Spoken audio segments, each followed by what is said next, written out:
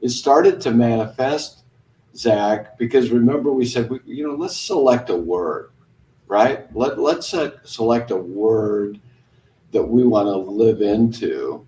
And your mother had breathed. My mother, who died early as well. I wasn't as young as you were when my mother passed away, but she would say, Kevin, you can achieve anything you want as long as you leave other people better for having met you. And your mother's breathing similar things into you. This is your Olympic dream. Let's do it. And so you harnessed. I think it's interesting. There's a victim mentality and there's a victor mentality. And we all go through it, right? We all kind of can be a victim. Well, why does this happen to me? Why does that person get it? Yeah, you're definitely a victor, for sure. You have the majority of your thinking is victor mentality. And a victor says, I'm going to take all of this hardship. I'm going to take the setbacks. I'm going to take, this ruling that was a little bit political because you had a lot of Canadian sledders, and the person over WADA was a Canadian, and you're ready and you don't get to perform and win the gold medal. You likely would have won. There's no guarantee, but you harnessed all of that. And instead of saying I'm in a pit, it's like, I'm going to use this as a new launching pad. I'm going to harness everything that's happened to me and I'm going to build on it. And you got a tattoo, you created a name and a word that you lived into. Tell them what that is, because I didn't think we were going to go down this path, but the Pheonix. Wait, tell them about that. Yeah, we embodied the Pheonix, rising out of the ashes of adversity to overcome. And I don't know. Once I thought about that, once I thought about what a Pheonix is and what it represents and stuff, I really did embody it. I really did become it. And I was like, you know what? This is what I'm going to show. This is my journey. This is my story, is to show how to overcome adversity. And that's the strength in it. The medals obviously are important and everything. But for me, it was just this journey of keep getting knocked down, and overcoming.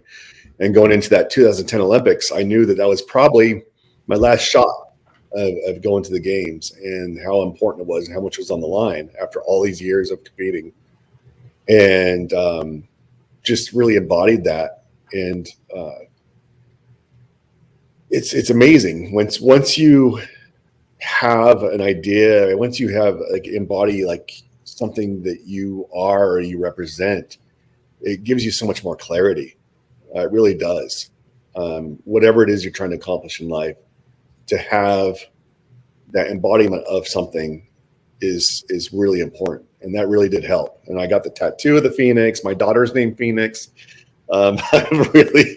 No, we went for it. You went for it. And it was fun to be part of that process and watch what happened. I have so much respect for anyone who gets knocked down a time or two or three or four, some harder than others. Everybody has their own personal challenges. You don't want to compare yours to somebody else's. But it's the ability to not quit, to get back up. We hear that cliche every time you get knocked down. Well, I'm just, get knocked down 7 times. There's a proverb, an Asian proverb, get knocked down 7 times, get up 8 times. And you did that. And so this principle of choosing a word, as we're doing this master class together, there are just some incredible people joining these sessions, whether they're live or in person.